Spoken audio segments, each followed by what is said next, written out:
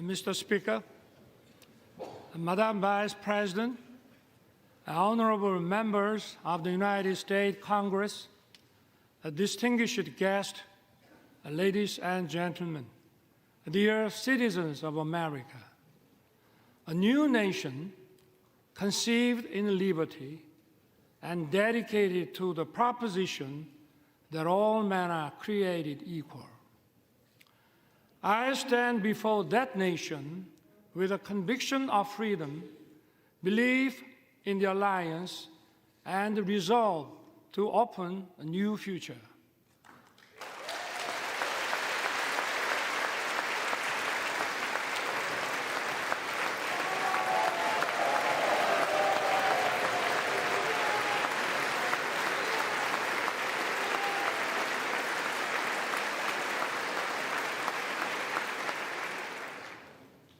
For 234 years, Congress has been the symbol of freedom and democracy. This chamber embodies the spirit of Constitution. I'm honored to address the members of Congress and the people of the United States. Thank you, both Democrats and Republicans, for passing the resolution marking the 17th anniversary of the alliance. Your support has dignified my visit. I know that no matter where you sit, you stand with Korea.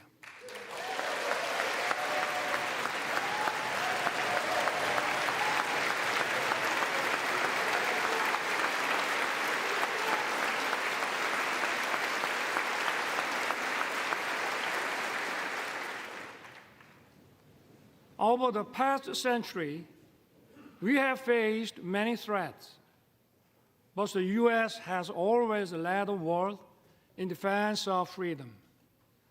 Imperial nations fought for colonies, and humanity greatly suffered from the two world wars. America righteously stepped in to defend freedom, but it was not without cost. We remember the leadership of General MacArthur and Admiral Nimitz. But more than 100,000 American men and women perished in the Pacific War. Their sacrifice was not in vain. The U.S. leadership established the New World Order based on free trade. It brought peace and prosperity throughout the world.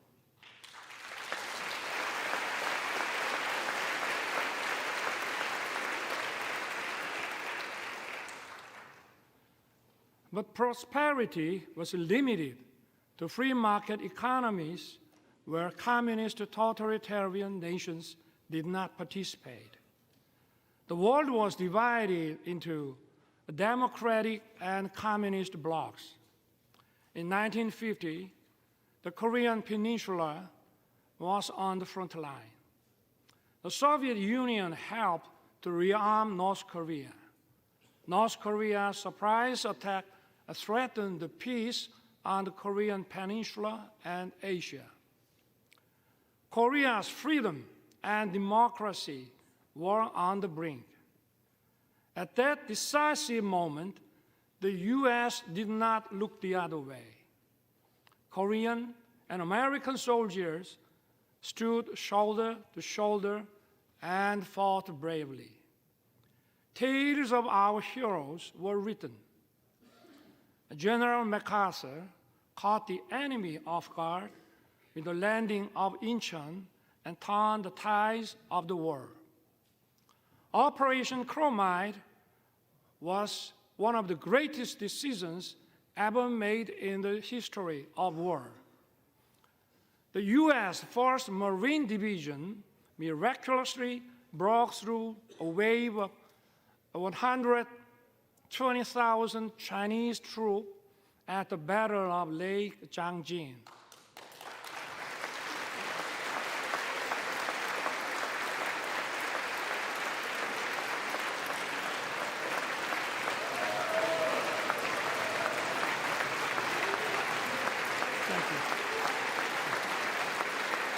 Thank you.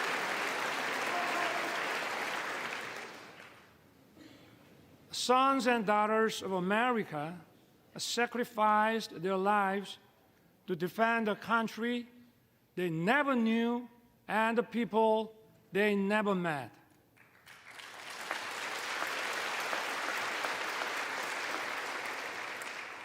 In the Battle of Lake Changjin alone, 4,500 American service members lost their lives. Over the course of the war, almost 37,000 U.S. soldiers fell. The late Colonel William Weber fought in the battle for Hill 3 to 4 in Wonju. He lost his right arm and leg. Yet, this American hero dedicated his life to honoring the noble sacrifice made by the Korean War veterans. Today, we are honored to have his granddaughter, Ms. Jane Weber, with us. Ms. Weber, would you stand up, please?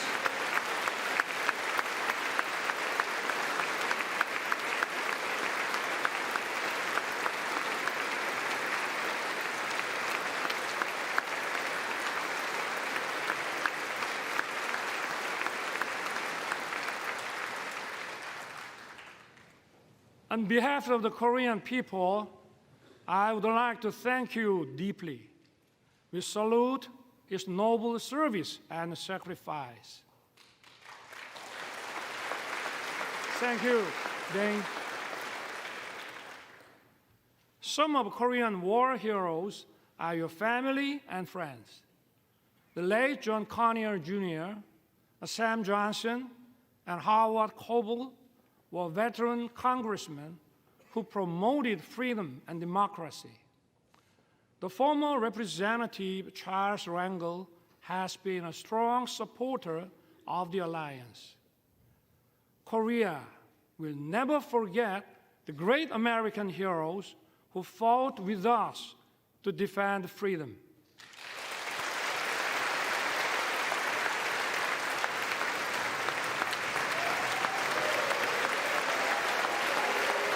Thank you. Thank you.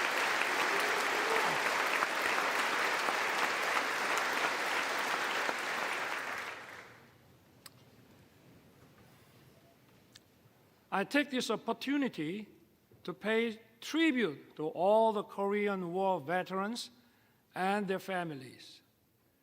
You did not hesitate to send your sons and daughters, husbands and wives, brothers and sisters.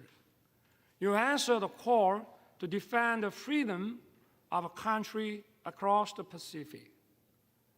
I thank the U.S. and its people for honoring the Korean War as a proud legacy. Thank you also for treating the veterans with honor and respect.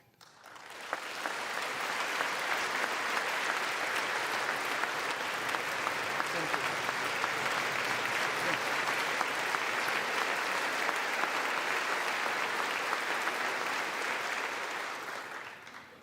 The war ended after 3 years of intense battle. Our two nations signed the Mutual Defense Treaty and opened a new era of the alliance. Ever since, the Korean people rose from the ruins of war to build a thriving nation. And at every step, America has stood together with Korea. We have many reasons to celebrate our platinum anniversary.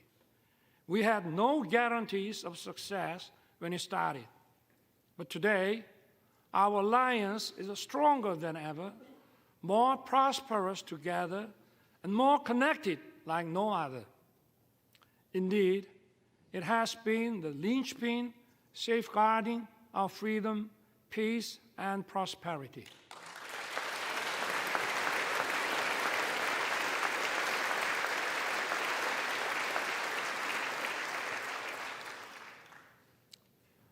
Once, a recipient of aid, Korea is the only nation in modern history to become a donor.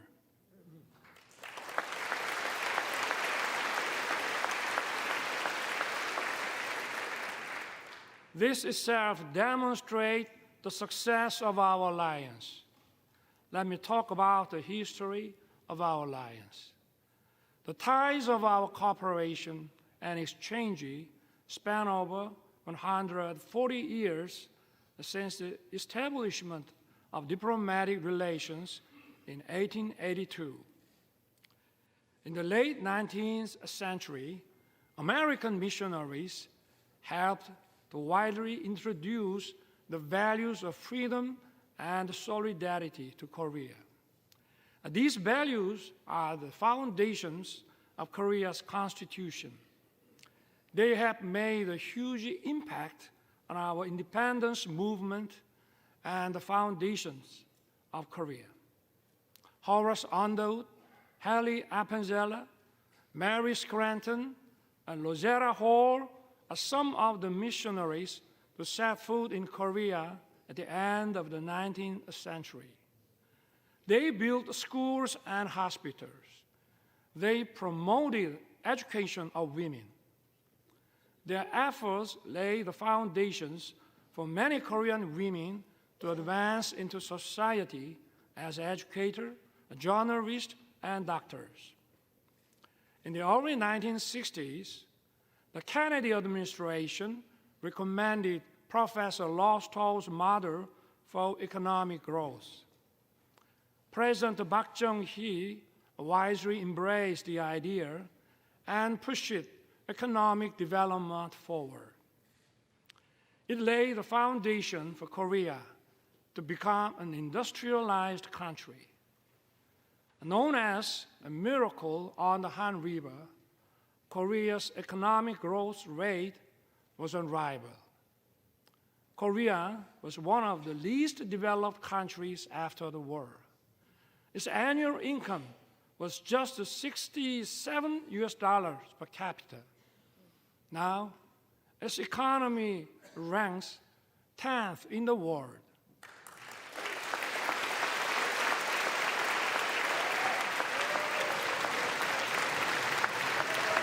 Thank you. Thank you.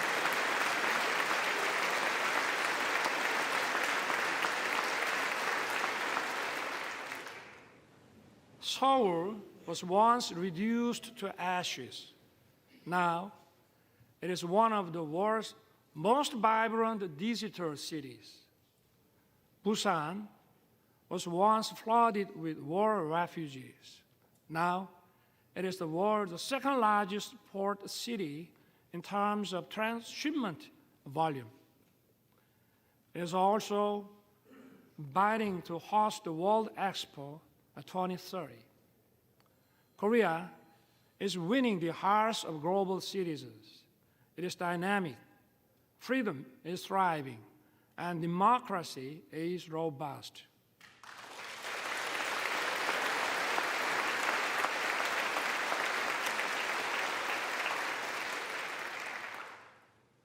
Korea and the U.S. have joined forces to safeguard freedom and democracy throughout the world. Since World War II, Korea dispatched its warriors of freedom. We fought side by side with the U.S. in Afghanistan, Iraq, and others.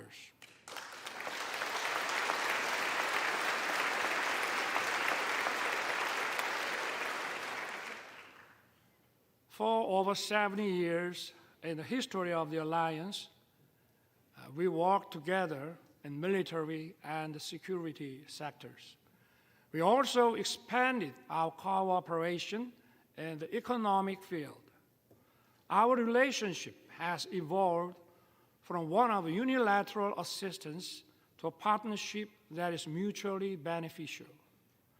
The CORUS FTA was approved with the full support of the U.S. Congress in 2011. Since then, our bilateral trade has increased by 68%. Korea's companies' investment in America has tripled. The U.S. companies' investment in Korea has nearly doubled.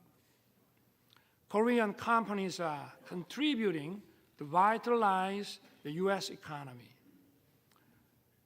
They are producing EV batteries, semiconductors, cars, and other products here in America. And more importantly, they are creating decent, well-paying jobs.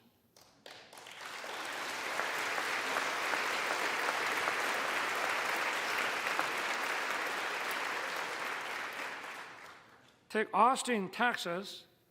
Samsung's semiconductor plant has created nearly 10,000 jobs as of 2020.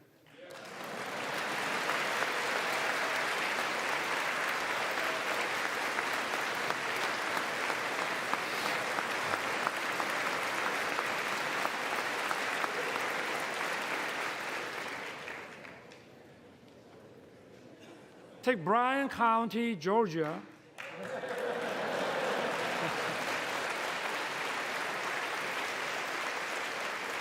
Hyundai's EV and battery plants is expected to be operational by late 2024. It will produce 300,000 electric vehicles every year. It will employ thousands of Americans.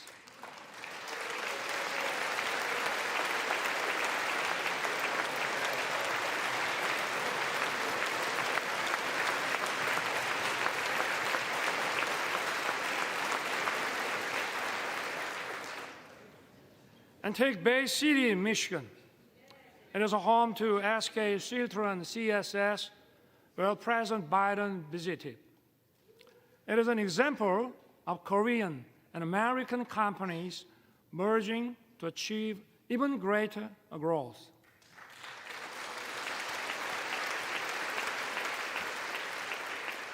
I hope to see more economic cooperation in the other parts of America.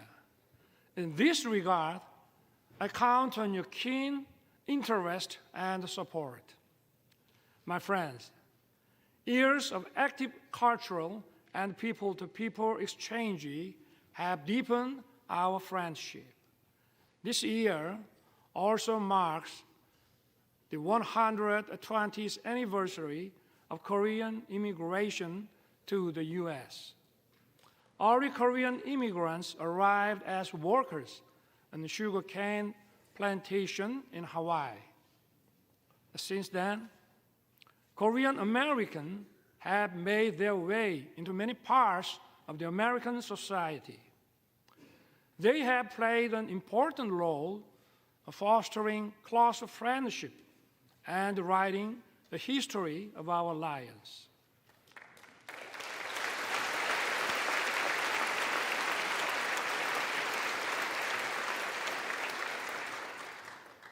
Representatives Young Kim, Andy Kim, Michelle Steele, and Marilyn Strickland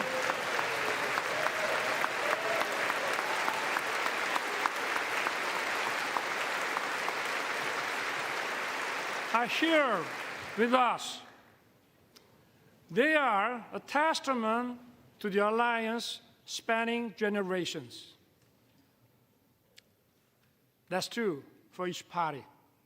It is a relief that you are evenly praised across the aisle.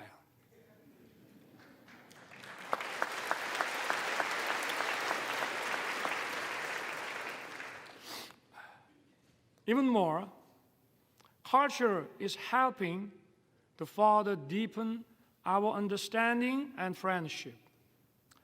Nationality and language differences are no longer barriers. Korean movies, Parasite and Minari, have won Oscars. Hallyu film, Top Gun, and The Avengers are loved by Koreans.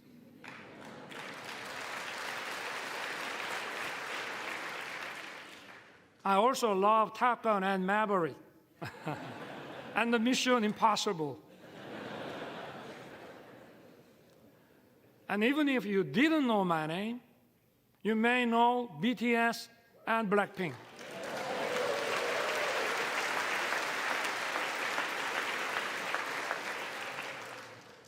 BTS beat me to the White House, but I beat them to Capitol Hill.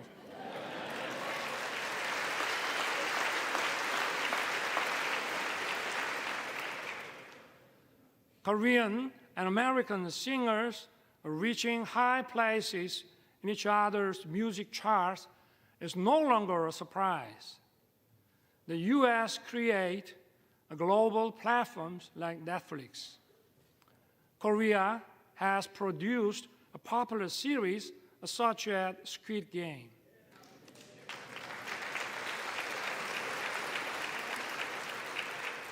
We are creating a new pattern of synergy. These cultural exchanges have brought our people closer.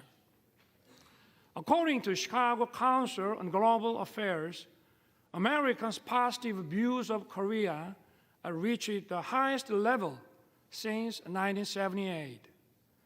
And according to a Pew survey last year, Koreans' positive views of the U.S. have reached 89%. It marks the largest increase among all the countries surveyed.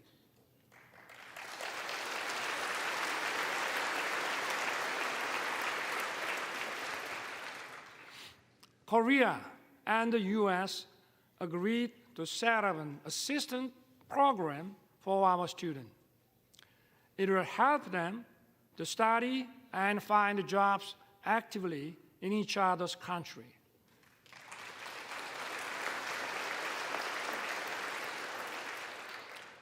Honorable members of Congress, I have 2 careers in my life. My first job was as a public prosecutor. My second job is serving as the president of my beloved country. As prosecutor, my role model was the late Robert Morgenthau. He was the real-life character of District Attorney Adam Schiff in Law and Order. When I was the Prosecutor General, I printed a book titled Robert Morgenthau, America's Eternal Attorney. I shared it with my junior prosecutors.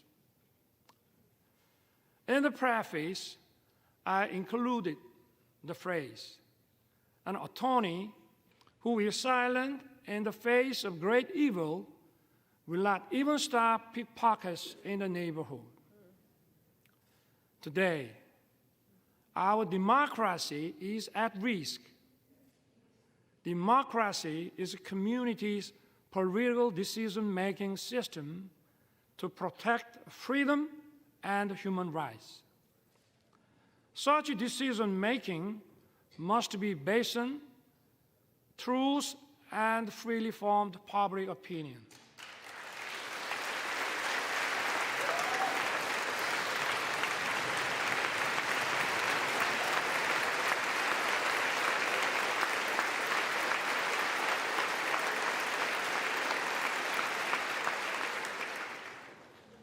But today, in many parts of the world, false propaganda and disinformation are distorting the truth and the public opinion.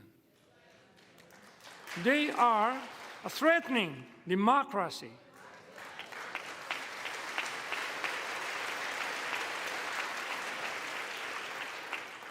The rule of law allows the freedoms of everyone to coexist. It is upheld by parliamentary democracy. False propaganda and disinformation corrupt intellectualism. They threaten democracy and the rule of law.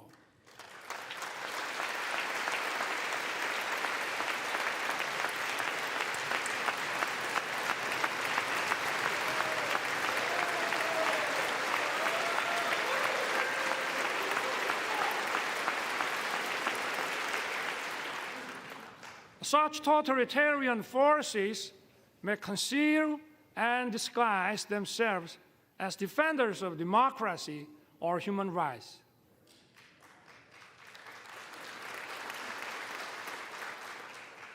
But in reality, they deny freedom and democracy. We must not be fooled by such deception and disguises.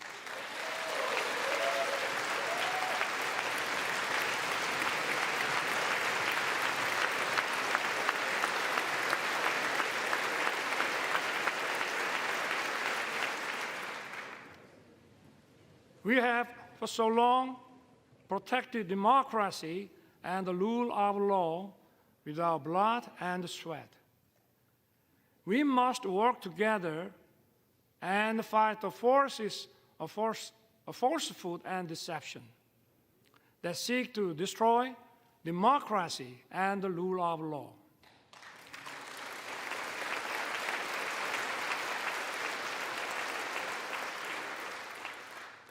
Those who cherish freedom also respect the freedom of others.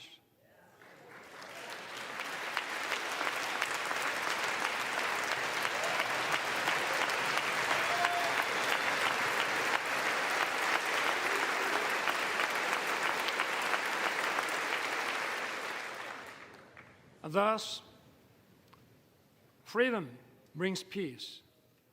Peace, in turn, safeguards freedom. Freedom and peace are sources of creativity and innovation. They bring prosperity and abundance.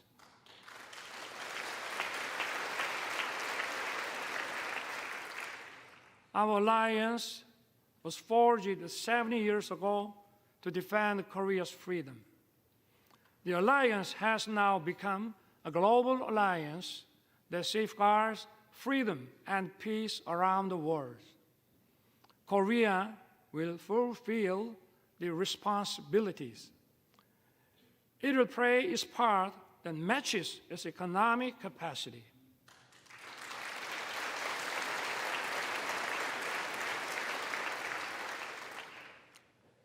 In his 1961 inauguration address, President John F. Kennedy said, "My fellow citizens of the world, ask not what America will do for you, but what together we can do for the freedom of man." Korea will stand in solidarity with the international community. We will do what it can for the freedom of humanity.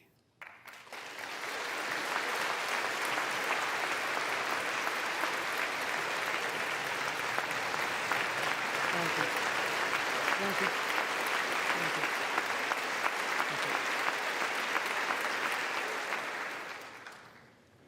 Korea, with the U.S., will march towards the future.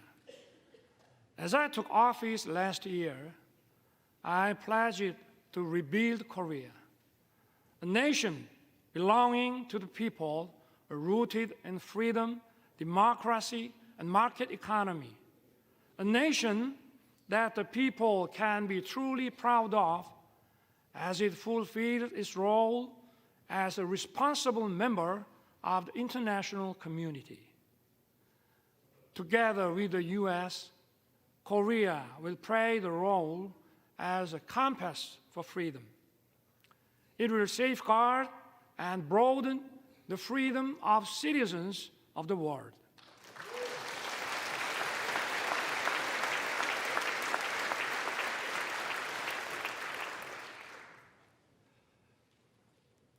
But even as we walked in unison for freedom for 70 years, there is one regime determined to pursue a wrong path. That is North Korea. The difference is stark between Seoul, that chose freedom and democracy, and Pyongyang, that chose dictatorship and communism. North Korea has abandoned freedom and prosperity and dismissed peace.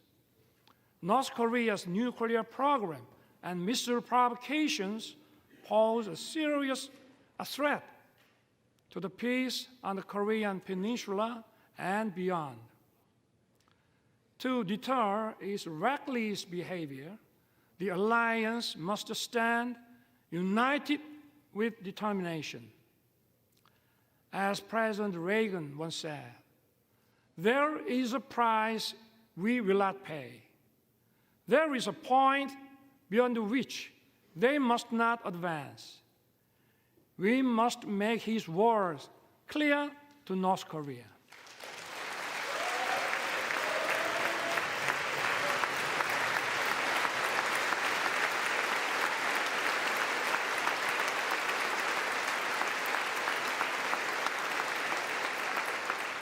Thank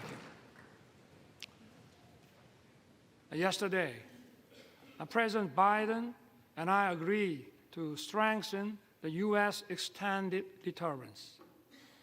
Along with close Korea-U.S. coordination, we need to speed up Korea, U.S., Japan trilateral security cooperation to counter increasing North Korean nuclear threat.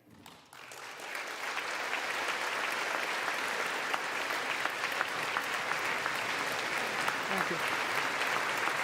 Thank you.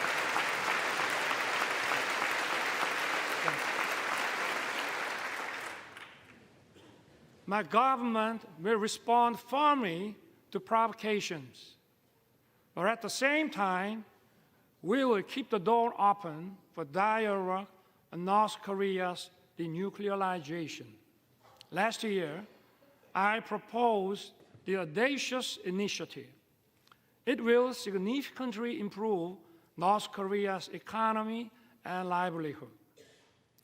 All Pyongyang has to do is to stop its nuclear program and begin a substantive denuclearization process. I once again urge North Korea to cease its provocations and take the right path. Korea, with the U.S., will continue to work for North Korea's denuclearization.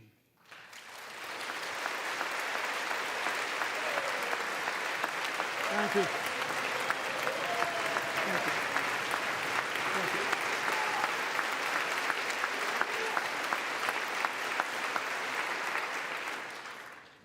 North Korea's obsession with nuclear weapons and missiles is throwing its population into a severe economic crisis and human rights abuses.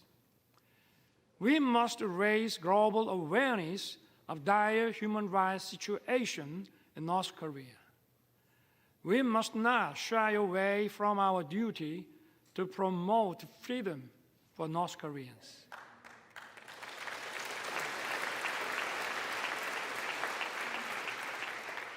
Last month, my government published a report on North Korean human rights.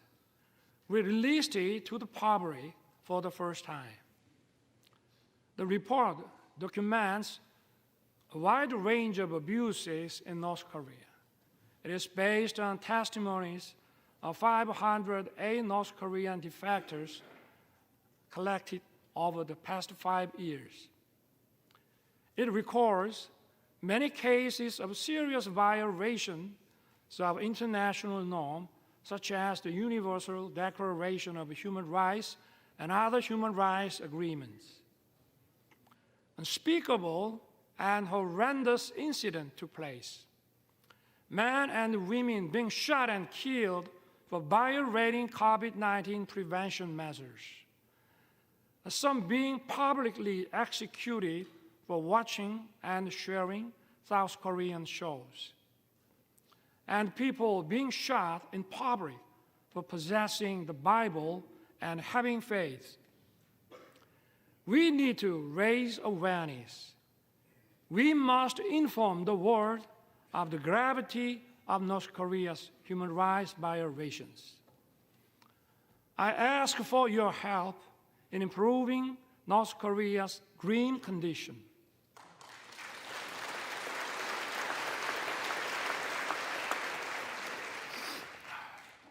My friend, freedom and democracy are once again under threat. The war against Ukraine is a violation of international law.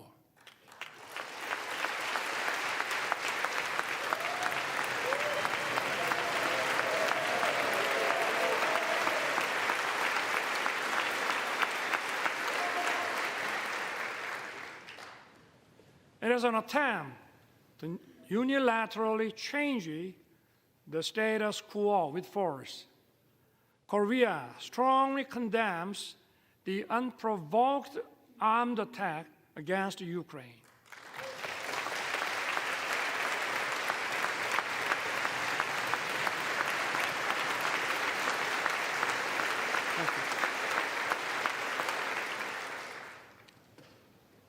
When North Korea invaded us in 1950, democracies came running to help us. We fought together and kept our freedom. The rest is history.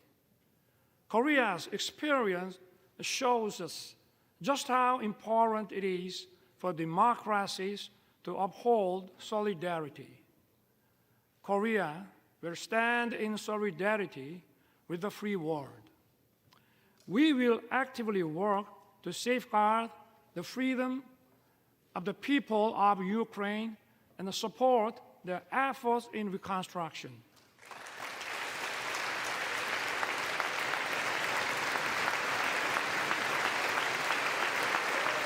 Thank you.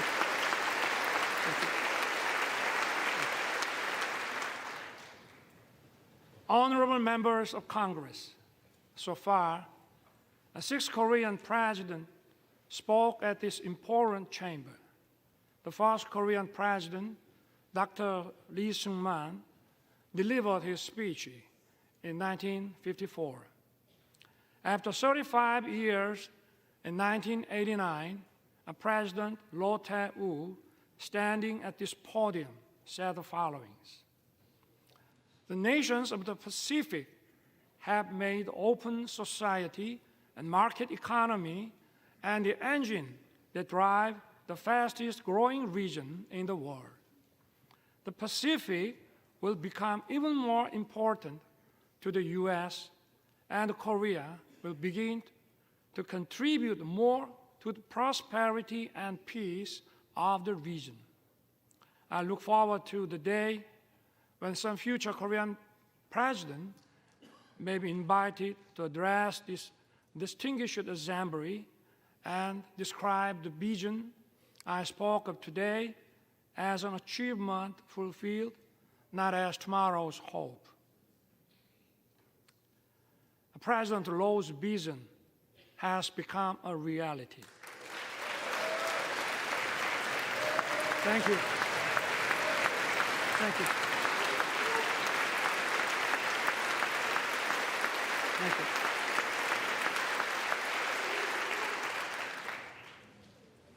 We are currently living in the Indo-Pacific era. This region is home to 65% of the global population and 62% of the world GDP. It accounts for half of global maritime transportation. Last year, Korea announced its first comprehensive Indo-Pacific strategy. Korea is committed to fostering a free, a peaceful, and prosperous Indo-Pacific based on inclusiveness, trust, and reciprocity. We will strengthen the rule-based order in the Indo-Pacific. We will take comprehensive and multi-layered approach in expanding cooperation with key partners.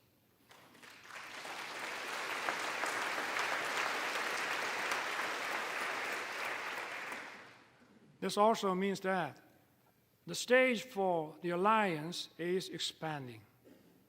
Korea used to receive assistance from U.S. aid. It is now sharing its experience with developing countries in partnership with the U.S. Korea has greatly increased its ODA budget. It is providing tailored programs in tune with the needs of its partners. Yesterday, President Biden and I adopted a joint statement. It presents a vision of the alliance in action towards the future. Together, our two countries will broaden our alliance.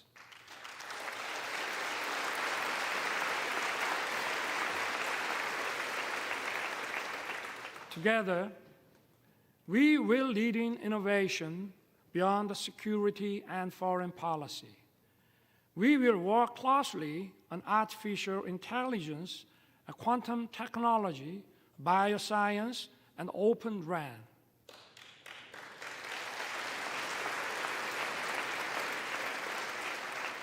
Our partnership in the cutting-edge semiconductor industry will contribute to establishing stable and resilient supply chains. It will also address economic uncertainties. Together, we will open another new successful chapter. We will explore new frontiers in outer space and cyberspace.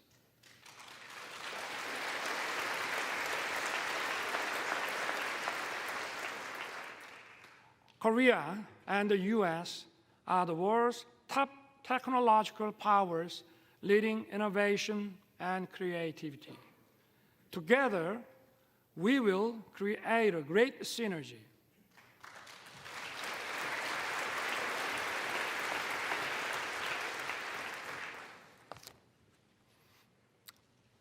Mr. Speaker, Madam Vice President, and honorable members of Congress, our alliance is an alliance of universal values.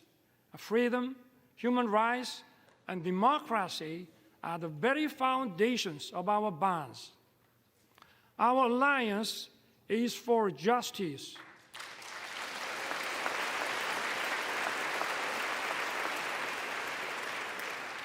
Our alliance is for peace.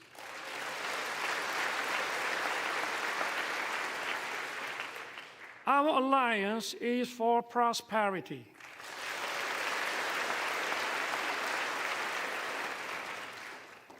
Together, our alliance will continue to move towards the future. We will build the world of tomorrow that opens endless opportunities for our future generations.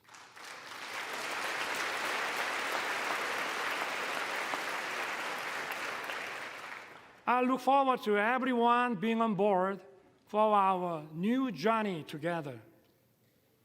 God bless you. God bless the United States of America. And may God bless our great alliance. Thank you.